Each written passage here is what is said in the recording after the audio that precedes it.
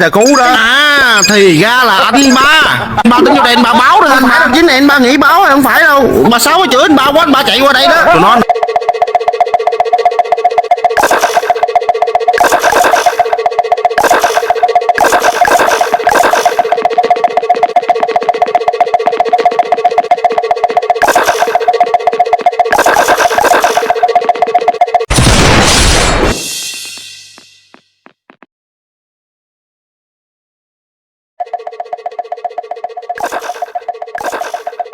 mày làm được gì tao? Mày làm được gì tao thì mày làm luôn đi. Tao bảo mày làm được gì tao thì mày làm luôn đi. Mày làm luôn đi này. Mày làm được gì tao?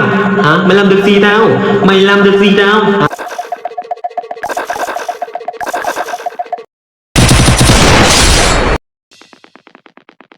Trời ơi là trời. Trời ơi là trời. Trời ơi là trời. Bắn chứ gì không được.